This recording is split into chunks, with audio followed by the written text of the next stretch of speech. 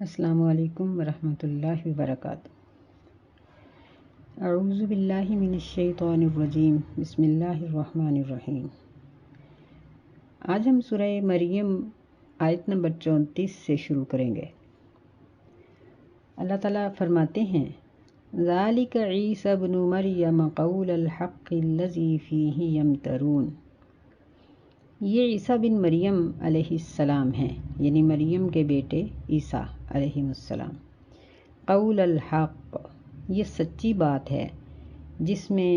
یہ لوگ شک کرتے ہیں۔ یمترون، ما کان للہ ان یتخذ من ولد، اللہ کے یہ لائق نہیں، ان یتخذ من ولد سبحانہ، کہ وہ اولاد پکڑے، وہ پاک ہے۔ اذا قضى امرا فانما يقول له كن فيكون، جب وہ کسی کام کا فیصلہ کرتا ہے پس بے شک وہ کہتا ہے اس کو ہو جا، فیکون، پس وہ خود بخود ہو جاتا ہے۔ یہاں عیسیٰ علیہ السلام کی تخلیق اور ان کے کلام کرنے کا واقعہ بیان کرنے کے بعد اللہ تعالیٰ فرماتے ہیں کہ یہ ہیں عیسیٰ بن مریم، یعنی یہ ان کی حقیقت ہے کہ وہ اس طرح سے بغیر باپ کے پیدا ہوئے، اور جو پیدا ہوتا ہے وہ معبود نہیں ہو سکتا۔ یہ بالکل سچی بات ہے جو اللہ تعالیٰ نے فرمائی۔ آگے ما کان للہ، کانا یہ ماضی استمراری کے لیے آتا ہے، یعنی جاری۔ مطلب یہ ہے کہ اللہ کا یہ حکم شروع سے بھی جاری ہے اور آخر تک بھی جاری رہے گا کہ اس کی نہ اولاد پہلے تھی اور نہ اب ہے۔ من ولدن، من کا معنی ہوگا یعنی کسی قسم کی بھی اولاد، بیٹا بیٹی کچھ بھی، کیونکہ وہ سبحانہ، وہ ہر قسم کی کمزوری مجبوری سے پاک ہے، اور اولاد یہ کمزوریوں کا مداوع ہوتی ہے، ماں باپ کی مددگار ہوتی ہے، اس لیے اس کو طلب کیا جاتا ہے۔ تو آگے فرمایا کہ جو اللہ کن کہہ کے پوری دنیا اور کائنات کو پیدا کر سکتا ہے، وہ اپنے لیے بہترین اولاد نہیں بنا سکتا تھا، لیکن اس کی یہ ضرورت نہیں، اس لیے اس نے نہیں بنایا۔ وَإِنَّ اللَّهَ رَبِّي وَرَبُّكُمْ فَاعْبُدُوهُ، اور بے شک اللہ تعالیٰ میرا رب ہے اور تمہارا بھی رب ہے، بس اسی کی عبادت کرو۔ یعنی یہ پھر عیسیٰ علیہ السلام کا قول ذکر کیا کہ عیسائی یہ کہتے تھے کہ عیسیٰ علیہ السلام نے ہمیں یہ تلقین کی ہے کہ میری عبادت کرنا اور میری ماں کی، جبکہ اللہ تعالیٰ اس بات کو ثابت کرتے ہیں کہ انہوں نے کہا تھا کہ اس کی عبادت کرو جو میرا اور تمہارا رب ہے۔ ھذا صراط مستقیم، یہ ہے سیدھا راستہ۔ یعنی سیدنا عیسیٰ علیہ السلام نے کسی کو بھی شرک کرنے کا حکم نہیں دیا، نہ ان کے یہ لائق تھا کہ وہ کسی کو شرک کا حکم دیتے۔ یہ ان لوگوں کی اپنی ہی بنائی ہوئی باتیں ہیں جو اپنے مقاصد کے لیے، کاروبار کے طور پر، اپنی چودراہٹ کے طور پر، اپنی جہالت کی وجہ سے وہ اس طرح کے کام کرتے ہیں کہ غیر اللہ کو پوجتے ہیں اور لوگوں کا مال حرام طریقے سے کھاتے ہیں۔ فاختلف الاحزاب من بینہم، پس گروہوں نے اختلاف کیا آپس میں، یعنی عیسائیوں کی بھی جماعت ایک نہیں ہے۔ کوئی کہتا ہے کہ عیسیٰ علیہ السلام معبود ہیں، کوئی کہتا ہے کہ ان کی ماں معبود ہے، کوئی اللہ کو مانتا ہے، کوئی تینوں کو مانتا ہے کہ تینوں علیحدہ علیحدہ معبود ہیں، اور کوئی ایک تینوں کو ایک میں جمع کر دیتا ہے، نعوذ باللہ۔ یعنی اللہ ہی کبھی اللہ کی شکل میں، کبھی عیسیٰ علیہ السلام کی شکل میں، اور کبھی مریم علیہ السلام کی شکل میں، نعوذ باللہ معاذ اللہ۔ تو فرمایا کہ یہ خود بھی گروہوں میں بٹے ہوئے ہیں، ان کے آپس میں بھی اختلافات ہیں اور ان کا کہنا ایک نہیں ہے۔ فَوَيْلٌ لِّلَّذِينَ كَفَرُوا مِن مَّشْهَدِ يَوْمٍ عَظِيمٍ، پس ہلاکت ہے کفر کرنے والے لوگوں کے لیے حاضر کیے جانے کے بڑے دن میں، یعنی وہ جو 50,000 سال کا دن ہوگا، اس دن کافروں کے لیے ہلاکت ہے، ان کے لیے وہ دن سلامتی کا نہیں ہے۔ جب یہ حاضر کیے جائیں گے تو پھر یہ پکڑ لیے جائیں گے اور جہنم رسید کر دیے جائیں گے۔ اسمع بہم وابصر، کس قدر یہ سننے والے ہوں گے اور کس قدر دیکھنے والے ہوں گے اس دن، یوم یأتوننا، جس دن وہ ہمارے پاس آئیں گے۔ یہ دونوں تعجب کے صیغے ہیں، یعنی ان کی سماعت اور بصارت اس دن کس قدر تیز ہو چکی ہوگی کہ ان کے عمل لکھنے کا سلسلہ دنیا میں بھی جاری ہے، لیکن انسان نہ اپنے فرشتوں کو دیکھ سکتا ہے، نہ اپنے لکھے ہوئے اعمال کو دیکھ سکتا ہے، لیکن قیامت کے دن اس کو سب کچھ نظر آ رہا ہوگا۔ لیکن الظالمون اليوم فی ضلال مبین، لیکن ظالم آج کے دن ظاہری گمراہی میں ہیں، یعنی ابھی یہ بھٹکے ہوئے ہیں، ابھی یہ نہیں سمجھتے اس بات کو کہ قیامت کے دن کا کیا حشر ہوگا۔ اور اے میرے نبی صلی اللہ علیہ وسلم، وَأَنذِرْهُمْ يَوْمَ الْحَسْرَةِ، اور ان کو ڈرائیے اے نبی حسرت کے دن سے، اِذْ قُضِیَ الْأَمْرُ، جب فیصلہ کر دیا جائے گا معاملے کا، وَهُمْ فِي غَفْلَةٍ وَهُمْ لَا يُؤْمِنُونَ، اور وہ اس وقت بہت بڑی غفلت میں ہیں اور وہ ایمان نہیں لاتے۔ یعنی ایسے لوگوں کو قیامت کے دن سے ڈرائیے، اِنَّا نَحْنُ نَرِثُ الْأَرْضَ وَمَنْ عَلَيْهَا وَإِلَيْنَا يُرْجَعُونَ، بے شک ہم ہی زمین کے وارث ہیں اور جو کچھ اس پر ہے وہ بھی ہمارا ہی ہے اور ہماری ہی طرف یہ لوٹائے جائیں گے۔ یعنی دنیا کی کائنات کی کوئی چیز بھی ادنا سے ادنا ہو یا بڑی سے بڑی ہو، اللہ کی ملکیت سے باہر نہیں۔ اللہ ہر چیز کا مالک ہے اور اس کی ملکیت سے کوئی نہیں نکل سکتا کہ قیامت کے دن کوئی حاضری سے انکار کر دے یا حساب دینے سے منکر ہو جائے، نہیں، ایسا ممکن ہی نہیں ہوگا۔ وَاذْكُرْ فِي الْكِتَابِ إِبْرَاهِيمَ، اور یاد کیجئے یا ذکر کیجئے کتاب میں ابراہیم علیہ السلام کا، إِنَّهُ كَانَ صِدِّيقًا نَبِيًّا، بے شک وہ سچے نبی تھے۔ کیونکہ نبی صلی اللہ علیہ وسلم جس دور میں تشریف لائے تھے اس دور میں یا تو یعنی زمانہ تو عیسیٰ علیہ السلام کا گزرا تھا، انہی کی نبوت کا اختتام نبی علیہ السلام کی آمد پہ ہوا تھا، لیکن یہودی بھی زور و شور کے ساتھ موجود تھے اور اپنے عقیدے کو لے کر چل رہے تھے، اور ادھر مکے کے لوگ کہتے تھے کہ ہم ابراہیم علیہ السلام کے پیروکار ہیں، اور ادھر بیت اللہ کی طرف منہ کر کے عبادت کرتے تھے۔ اس لیے اللہ تعالیٰ نے اسی مناسبت سے اب ابراہیم علیہ السلام کا تذکرہ کیا۔ ویسے بھی یہ ہے کہ ان کا واقعہ بھی عجائبات میں سے ہے کہ ان کی زندگی میں بھی ایسے ایسے واقعات آئے کہ دوسرے نبیوں کی زندگیوں میں ایسے واقعات نہیں ہوئے، کہ جس طرح بیٹے کو ذبح کر دینا، خود آگ کے اندر پھینکے جانا، اور پھر یہ تھا کہ ان کے اوپر کئی حکم اس طرح کے لاگو ہوئے کہ جو یعنی بہت، مثلاً ختنے کا حکم، ابراہیم علیہ السلام نے 80 سال کی عمر میں اپنا ختنہ کیا، تو اللہ کا حکم سمجھ کے کہ پہلے یہ حکم نہیں تھا، جب اللہ نے حکم دیا تو وہ فوراً اس پر عمل کر گزرے۔ تو یہ بڑے عظیم نبی ہیں۔ صدیق کہتے ہیں اس کو جس کا قول اور فعل ایک جیسا ہو، جو صرف زبان سے سچ بولنے والا ہو اس کو صادق کہا جاتا ہے۔ صدیق وہ ہوتا ہے جس کا فعل اور قول دونوں مناسبت رکھتے ہوں، ان میں تضاد نہ ہو، جو کہے وہی کرے اور جو کرے وہی کہے۔ تو ابراہیم علیہ السلام اللہ کی توحید کا اقرار کرنے والے قولی طور پر بھی تھے اور عملی طور پر بھی تھے۔ اذ قال لأبیہ یا ابت لم تعبد ما لا يسمع ولا يبصر ولا یغنی عنک شیئا، جب انہوں نے اپنے باپ کو کہا، یعنی ان کا باپ مشرک تھا بلکہ یہ بت فروش تھا، بتوں کی پوجا کرتا تھا، کہ اے میرے باپ کیوں عبادت کرتا ہے تو ایسی چیزوں کی جو سنتے نہیں، ولا یبصر اور دیکھتے بھی نہیں، ولا یغنی عنک شیئا اور نہیں بچا سکتے تجھ کو کسی بھی چیز سے۔ یعنی ابراہیم علیہ السلام نے اپنے مشرک باپ کو انتہائی احترام اور محبت کے ساتھ بلایا، جس طرح ہم اپنی زبان میں کہتے ہیں اے ابا جان، تو اس میں محبت ہوتی ہے۔ تو اس طرح ابراہیم علیہ السلام نے بھی اپنے باپ کو کہا، یعنی اس سے معلوم ہوا کہ مشرک والدین کی اطاعت تو نہیں کی جا سکتی، منع ہے، لیکن ان کی فرما برداری لازم ہی رہتی ہے، کسی صورت میں بھی ان کی فرما برداری سے انسان کنارہ نہیں کر سکتا۔ تو انہوں نے اپنے باپ کے سامنے توحید پیش کی اور اس کو یہ پہلی بات کہی کہ یہ بت نہ سنتے ہیں نہ دیکھتے ہیں، نہ ہی یہ آپ کے کسی کام آ سکتے ہیں دنیا میں نہ آخرت میں، تو ان کی پیروی نہ کیجیے۔ یا ابتی انی قد جاءنی من العلم ما لم یأتک، اے میرے ابا جان بے شک تحقیق آیا ہے میرے پاس، من العلم، علم کا کچھ حصہ ایسا، ما لم یأتک جو تیرے پاس نہیں آیا، فاتبعنی اہدک صراطا سویا، پس میری پیروی کرو، میں رہنمائی کروں گا تیری سیدھے راستے کی طرف۔ تو ابراہیم علیہ السلام کا من العلم کہنے کا مطلب ان کی انکساری تھی، یعنی وہ یہ کہہ رہے تھے کہ میں یہ نہیں کہتا کہ میرے پاس کوئی کلی طور پر علم آ گیا ہے، نہیں، یہ تو انسان کے لائق ہی نہیں کہ اس کو کلی طور پر سارا علم مل جائے۔ اللہ تعالیٰ نے مجھے علم کا کچھ حصہ دیا ہے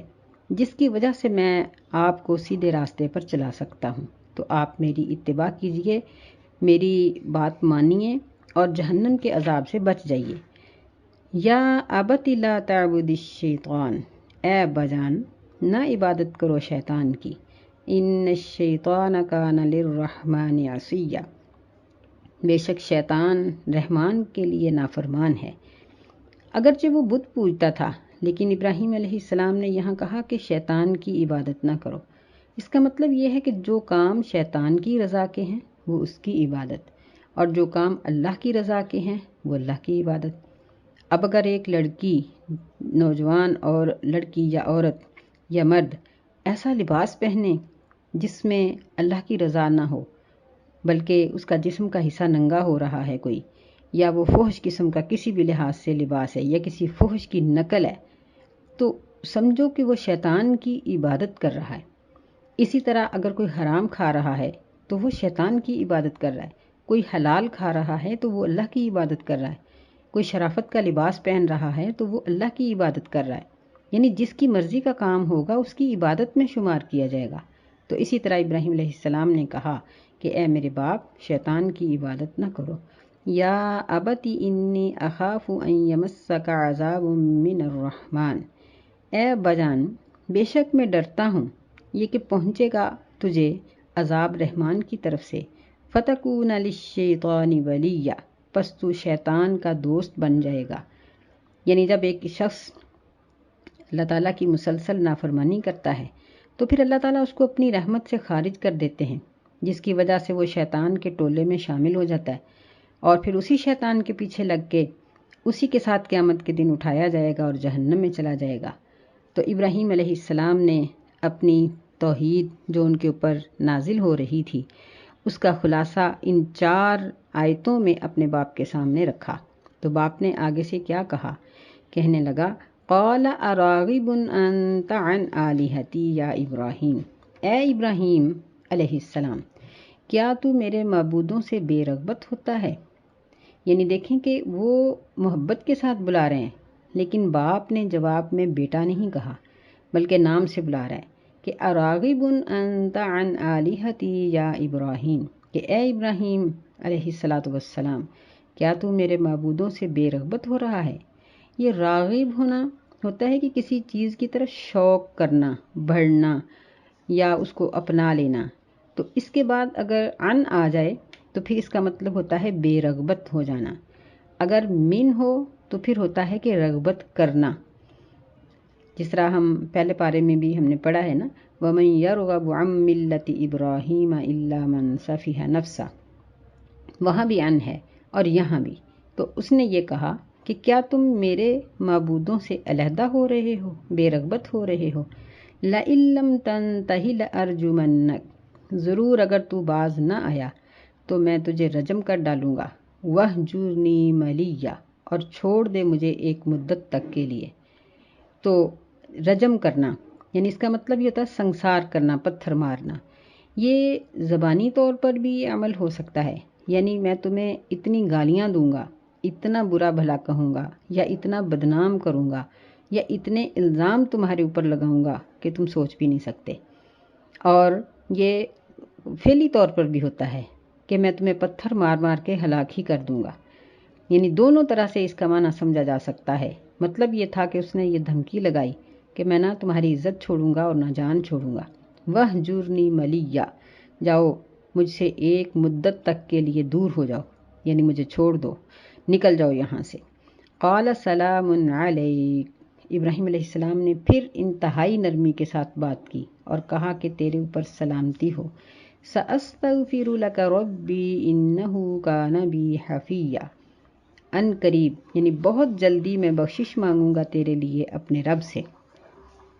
بے شک وہ میرے ساتھ نرمی کرنے والا ہے۔ یعنی مشرک باپ کے لیے ابراہیم علیہ السلام نے سلامتی کی دعا کی، کیونکہ ابھی مشرک کے لیے دعا سے ہٹنے کا حکم نہیں آیا تھا۔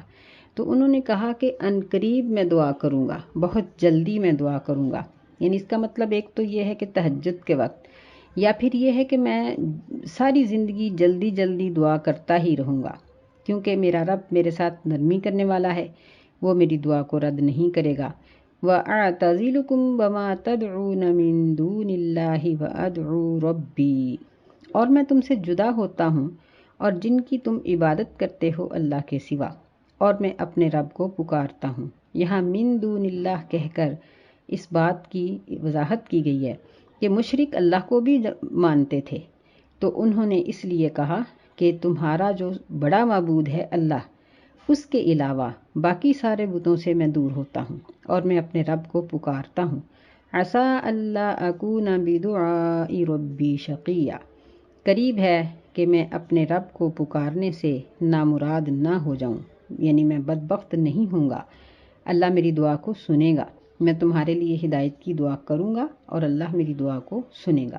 لیکن جب اللہ تعالیٰ نے پھر منع کر دیا تو پھر ابراہیم علیہ السلام نے اپنے باپ کے لیے دعا نہیں کی، یعنی ایک دفعہ کرنے کے بعد دعا چھوڑ دی گئی۔ فَلَمَّا اعْتَزَلَهُمْ وَمَا يَعْبُدُونَ مِن دُونِ اللَّهِ وَهَبْنَا لَهُ إِسْحَاقَ وَيَعْقُوبَ، پس جب ابراہیم علیہ السلام ان سے جدا ہو گئے اور جن کی وہ عبادت کرتے تھے اللہ کے سوا،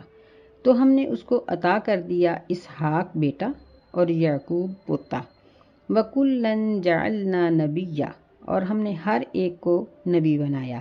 یعنی ابراہیم علیہ السلام بھی نبی تھے، اسحاق علیہ السلام بھی اور یعقوب علیہ السلام بھی۔ اللہ تعالیٰ نے یہاں ان سب کی نبوت کا ذکر کیا ہے کہ یہ سارے ہی نبی تھے۔ نبی یہ نبا ان سے بھی ہوتا ہے کہ یعنی خبر دینے والا، یعنی ایسی خبر جو عوام کے پاس نہ ہو، کیونکہ خبر کو عربی زبان میں خبر بھی کہتے ہیں، لیکن نبا ان کا معنی ہوتا ہے ایسی خبر جو خاص ہو۔ تو انبیاء علیہ السلام چونکہ آخرت کی خبریں دیتے ہیں اور معاشرت اور معیشت کے ایسے اصول بتاتے ہیں جو لوگ نہیں جانتے، اس لیے ان کو نبی کہا جاتا ہے۔ دوسرا یہ ہے کہ رسول ایک عام لفظ بھی ہے، رسول کسی کے قاصد کو بھی کہا جاتا ہے، یعنی اگر کوئی شخص کسی کی طرف پیغام دے کے بھیجتا ہے تو وہ جانے والا عربی زبان میں یہی کہتا ہے کہ میں فلاں کا رسول ہوں۔ لیکن نبی یہ صرف اللہ کے ساتھ خاص ہے، اس کا استعمال کسی اور انسان کے لیے نہیں ہوتا۔ وَوَهَبْنَا لَهُم مِّن رَحْمَتِنَا وَجَعَلْنَا لَهُمْ لِسَانَ صِدْقٍ عَلِيًّا، اور ہم نے اس کو عطا کی اپنی رحمت، یعنی ہم نے اپنی رحمت سے نواز دیا ابراہیم علیہ السلام کو اور ان کی اولاد کو، اور ہم نے بنا دیا ان کی زبان کو سچی اور بلند، یعنی ان سارے نبیوں کی زبان یہ قرآن کی اور حدیث کی، یعنی ان کے اپنے زمانے کے جو ان کی کتابیں تھیں ان کی اور ان کی جو شریعت ان کو دی جاتی تھی، یہ عملی طور پر اس کی تصدیق کرنے والے تھے کہ جو ان کو اللہ کہتا تھا اس پر یہ عمل کر کے دکھاتے تھے۔ وَاذْكُرْ فِي الْكِتَابِ مُوسَىٰ، یہ اللہ تعالیٰ نے یہاں چوتھا قصہ ذکر کیا ہے، اور ذکر کرو کتاب میں موسیٰ علیہ السلام کا۔ یہ وہ نبی ہیں جن کی قوم کو بنی اسرائیل کہا گیا، لیکن انہوں نے آگے چل کر اپنا نام یہودی رکھ لیا۔ فرمایا انہ کان مخلصا وکان رسولا نبیا، بے شک وہ خالص کیے گئے تھے اور وہ تھے رسول، نبی بنائے گئے۔ یعنی اللہ تعالیٰ نے موسیٰ علیہ السلام کو یہ بات کہی تھی کہ میں نے تجھے اپنے لیے خالص کر لیا ہے، میں نے چن لیا ہے نبوت کے لیے، اور وہ رسول بھی تھے اور نبی بھی تھے۔ یعنی اس سے پتہ چلتا ہے کہ رسول یہ اونچا درجہ ہے اور نبی اس کے بعد کا درجہ ہے۔ بعض نے ان میں فرق کیا ہے کہ رسول وہ ہوتا ہے جس کو کتاب دی جاتی ہے، نبی وہ ہے جو پہلے رسول کی کتاب پر عمل کرے اور وہ پڑھائے۔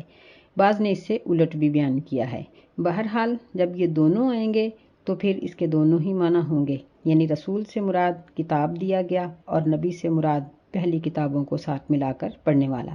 لیکن جب علیحدہ علیحدہ استعمال ہوگا تو پھر اس کے ایک ہی معنی ہوگا کہ یعنی اللہ کی طرف سے بھیجا گیا۔ وَنَادَيْنَاهُ مِن جَانِبِ الطُّورِ الْأَيْمَنِ وَقَرَّبْنَاهُ نَجِيًّا، اور ہم نے اس کو آواز دی طور کی دائیں جانب سے جب یہ موسیٰ علیہ السلام وہاں یمن میں مدت پوری کرنے کے بعد اپنی بیوی کو لے کر آ رہے تھے اور رستے میں اللہ تعالیٰ نے ان کو کئی قسم کے مناظر دکھائے،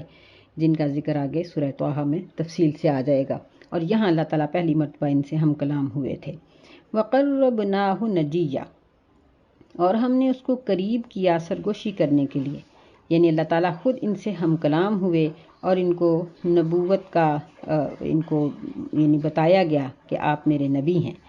وَوَهَبْنَا لَهُ مِن رَحْمَتِنَا أَخَاهُ هَارُونَ نَبِيًّا، اور عطا کیا ہم نے اس کو اپنی رحمت سے اس کا بھائی ہارون نبی بنا کر، یعنی موسیٰ علیہ السلام پر کتاب اتری اور ہارون علیہ السلام نے اسی کتاب کو لوگوں کو پڑھایا اور ان کے ساتھ پوری معاونت کی۔ وَاذْكُرْ فِي الْكِتَابِ إِسْمَاعِیل، اور ذکر کرو کتاب میں اسماعیل علیہ السلام کا، إِنَّهُ كَانَ صَادِقَ الْوَعْدِ وَكَانَ رَسُولًا نَبِيًّا، بے شک وہ سچا وعدہ کرنے والے تھے اور وہ رسول تھے، نبی بنائے گئے۔ یعنی یہاں اسماعیل علیہ السلام کا یہ 5واں قصہ ذکر کیا گیا ہے۔ صادق الوعد، یعنی انہوں نے اپنے باپ سے جب وعدہ کیا کہ یا ابت افعل ما تؤمر، کہ اے میرے باپ اگر آپ کو اللہ تعالیٰ نے مجھے ذبح کرنے کا حکم دیا ہے تو کر گزریے، یہ 23ویں پارے میں تفصیل سے ذکر آتا ہے۔ تو پھر وہ ذرا بھی نہ ہچکچائے اور انہوں نے کسی قسم کا بھی خوف محسوس نہیں کیا، بلکہ خاموشی سے چھری کے نیچے لیٹ گئے۔ تو فرمایا کہ یہ رسول تھے، نبی بنائے گئے۔ وَكَانَ يَأْمُرُ أَهْلَهُ بِالصَّلَاةِ وَالزَّكَاةِ، اور وہ حکم دیتے تھے اپنے اہل خانہ کو نماز کا اور زکوٰۃ کا۔ وَكَانَ عِندَ رَبِّهِ مَرْضِيًّا، اور وہ اپنے رب کے نزدیک پسندیدہ تھے۔ یعنی سیدنا اسماعیل علیہ السلام یہ نبوت کے ملنے سے پہلے بھی یہ اپنے باپ کی تعلیمات کی وجہ سے، جہاں ان کی رہائش تھی بیت اللہ کے قریب ہی، وہاں کے لوگوں کو یہ اللہ کا دین پہنچاتے تھے۔ اور یہاں صلاۃ اور زکوٰۃ یہ 2 عمل بھی ہیں، اور اگر دیکھا جائے تو صلاۃ سے مراد حقوق اللہ اور زکوٰۃ سے مراد حقوق العباد بھی ہیں، یعنی وہ حقوق اللہ اور حقوق العباد کے پابند تھے۔ وَكَانَ عِندَ رَبِّهِ مَرْضِيًّا، اور وہ اپنے رب کے نزدیک پسندیدہ تھے، یعنی اللہ تعالیٰ نے ان کو چن لیا تھا کہ جب ان کو ذبح سے بھی بچایا اور پھر ان کو نبوت بھی عطا فرمائی، اور اللہ تعالیٰ نے اپنی مرضی کا اور اپنی پسندیدگی کا اظہار بھی ان کے بارے میں کیا۔ اللہ تعالیٰ ان تمام انبیاء علیہ السلام پر سلامتی اور رحمت نازل فرمائے، آمین۔ السلام علیکم ورحمۃ اللہ وبرکاتہ۔